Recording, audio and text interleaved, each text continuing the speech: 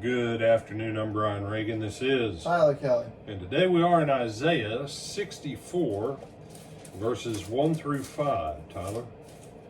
Oh, that you would rend the heavens, that you would come down, that the mountains might shake at your presence, as fire burns brushwood, as fire causes water to boil, to make your name known to your adversaries, that the nations may tremble at your presence.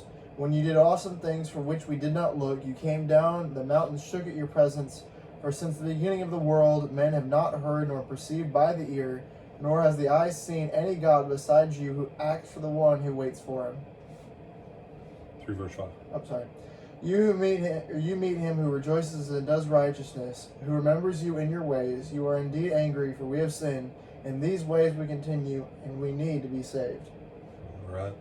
So again, they are drawing out and connecting back. They say, oh, that you would come down.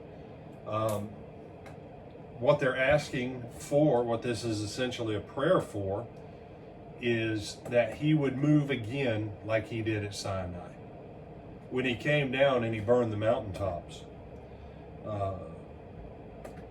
What is it, Tyler? 1 Corinthians chapter 2? I think that's right. Eye has not seen, ear has not heard.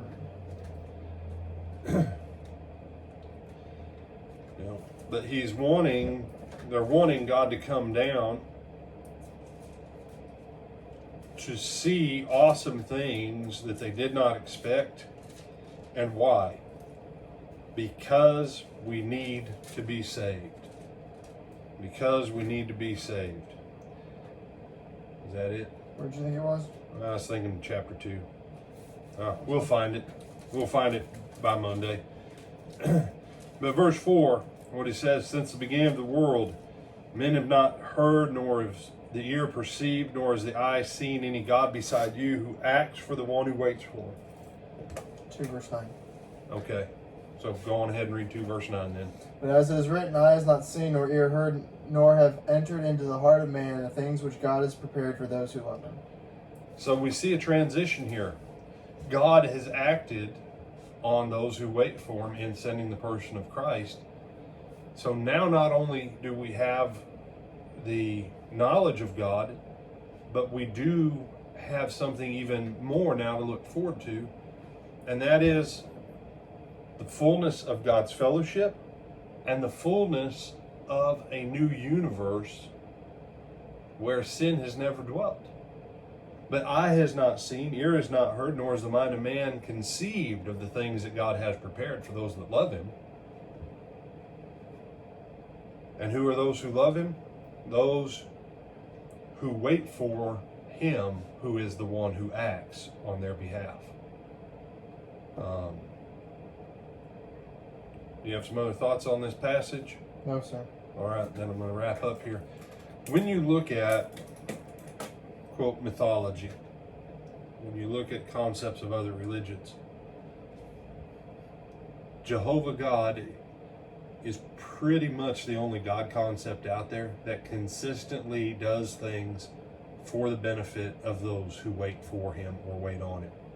And not waiting on him like, hey, master, can we bring you stuff? No. Because eventually he reaches a point by the end of the Old Testament where he's like, I'm sick of your instruments, I'm sick of your sacrifices. The only thing I'm really looking for is some people who actually want me to be their God with their heart, so that I can act on their behalf and do stuff for them.